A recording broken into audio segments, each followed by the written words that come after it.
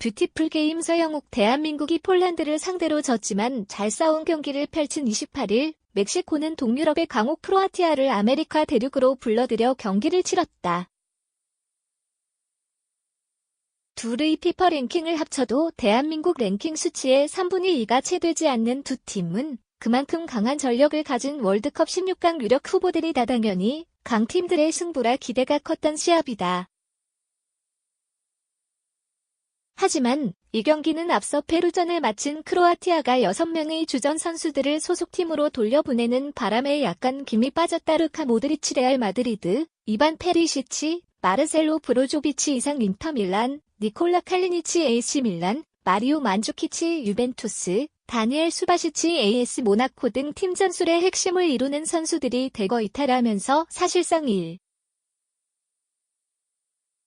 5군 체제로 멕시코를 만나러 왔기 때문이다. 거의 대부분의 주전 선수가 소집된 채로 크로아티아전을 벼르고 있던 멕시코의 오소리오 감독은 크로아티아 축구협회의 이 같은 조치에 공개적으로 불평을 하기도 했다.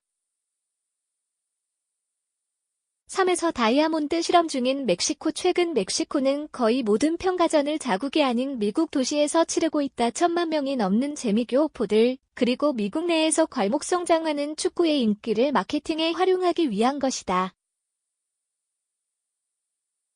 그러니 제3국에서 펼쳐진 경기라 해도 멕시코 입장에서는 사실상 홈 경기와 같은 분위기 속에서 경기를 치르게 된다. 주전 절반 이상이 빠진 크로아티아를 상대로 홈 경기를 펼치는 것이니 나흘 전 아이슬란드를 3에서 0으로 눌러 이긴 상승세까지 감안하면 우세를 점칠 만했다.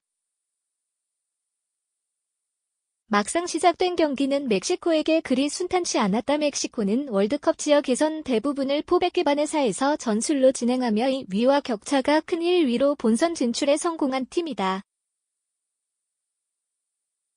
경기당 실점률이 0.6 정도밖에 되지 않는 탄탄한 수비는 멕시코가 예선전을 안정적으로 치렀다는 걸 의미한다. 하지만 멕시코는 본선 진출이 확정된 뒤 다양한 전술적 변화를 시도하고 있다.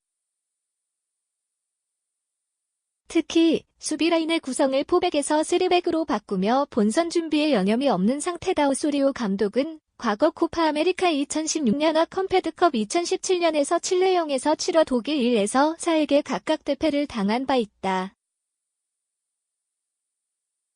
호상적에도 불구하고 큰 팀, 중요한 경기에서 약하다는 지적이 끊이지 않는 이유인데 전향적 전술 변화를 시도하는 것은 이 부분을 개선하기 위한 노력의 일환인 셈이다. 멕시코는 이날 크로아티아를 상대로도 3백을 가동했다. 후반전에는 부상자가 발생하며 포백으로 바꾸는 변화를 주었지만 경기의 출발은 모레노 아얄라 아라우오의 3백 체제였다. 기본적으로 3에서 포메이션을 썼지만 중원 구성이 윙백 없는 다이아몬드 형태였고 최전방 공격진들이 제로톱에 가깝게 움직였다는 점에서 실험적인 시도였다. 게다가 아이슬란드전에서 뛰지 않은 선수들을 여러 투입하는 바람에 전체적인 전술의 완성도는 높지 않았다. 특히 공격 과정에서는 치차리토 로사노 벨랄 각각의 뛰어난 개인기가 눈에 띄었을 뿐 조직적인 움직임으로 상대를 공략하는 모습은 별로 보여주지 않았다. 그나마 중원에서 볼 배급의 역량을 보이던 과르다도가 교체된 후반 중반 이후에는 미드필드를 생략한 플레이가 많아지면서 공격 전개에 어려움을 겪었다. 그러나 결과적으로 멕시코의 0에서 1패배로 끝난 이 시합이 부상자 발생, 전술 실험 등의 멕시코 내부 요소에 의한 것만은 아니었다. 주전 다수가 빠졌다고는 하지만 멕시코의 장점을 무력화시키며 무실점을 지켜낸 크로아티아는 1에서 0 승리를 가져갈 자격이 충분한 팀이었다. 그리고 이 과정에서 크로아티아는 우리 대표팀에게 멕시코를 공략하는 몇 가지 힌트를 줬다.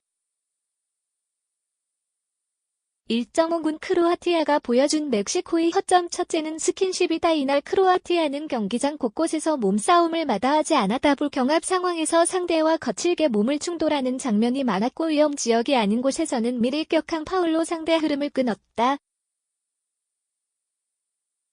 이날 멕시코는 점유율에서로 크로아티아를 앞섰지만 반칙, 교체 등으로 흐름이 자주 끊기는 바람에 점유율 우세로 인한 분위기 장악에는 실패했다.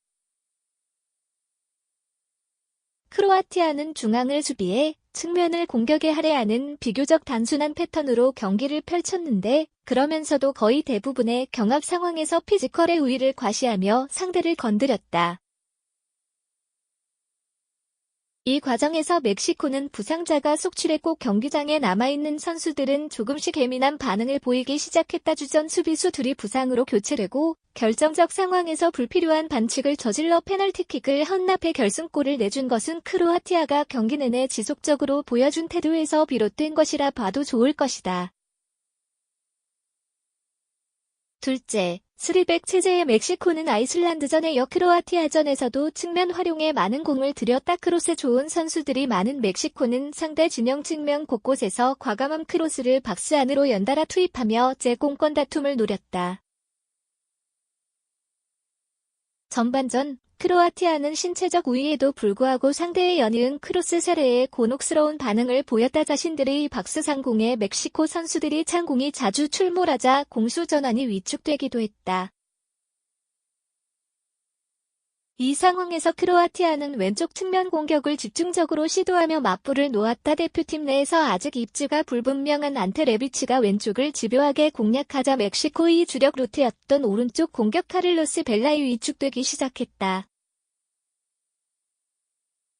만일 멕시코가 크로아티아전에 내민 전술로 우리를 상대한다면 이 경기에서 보았듯 측면 뒷공간을 지속적으로 공략할 필요가 있다는 암시를 준 셈이라 할 수 있다. 측면 수비를 3백의 양쪽 수비수들과 수비형 미드필더가 협업하는 체제지만 적어도 현재까지는 이 부분이 그리 높은 완성도를 보이지 않고 있기 때문이다.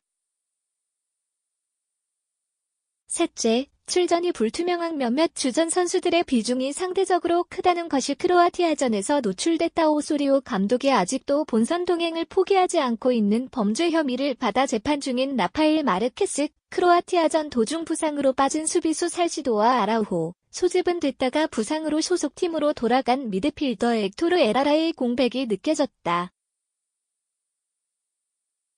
79년생의 마르케스는 FC 바르셀로나에서 보낸 전성기에 비하면 노쇠했지만 여전히 자국 리그에서 주전으로 활약하며 경기력을 유지하고 있다. 하지만 미국에서 진행되는 평가전에는 범죄 문제로 소집이 불가능해지면서 사실상 대표팀에서 이탈해 있는 상태. 오소리오 감독은 4개 대회 연속 주장으로 본선 무대를 경험한 그를 꼭 데려가고 싶어 하는데 실제로 리더십이나 몸싸움 숙련도 등에서 동료들에게 영감을 줄 수 있는 선수라는 점에서 그의 불투명한 신상 문제는 걸림돌이다. 수술대에 오르며 본선 합류가 불투명해진 수비의 핵들 살시도, 아라우호, 그리고 오소리오 감독 체제에서 중원의 중요 자원 역할을 했던 에라라의 부재는 크로아티아전에서 멕시코가 중원을 거치지 않는 플레이로 고전한 이유 중 하나로 꼽힌다. 에라라는 오소리오 감독 체제에서 팀 내 가장 많은 찬스 메이킹회과 어시스트 7개를 기록 중이다. 멕시코는 이른바 멀티플레이어들이 많은 팀이다. 풀백 라윤이 중앙 다이아몬드의 일원으로 출전해 2골을 뽑아낸 아이슬란드전에서처럼 여러 선수들이 수비와 중원을 두루 소화할 수 있다는 점에서 예측이 어려운 스쿼드다.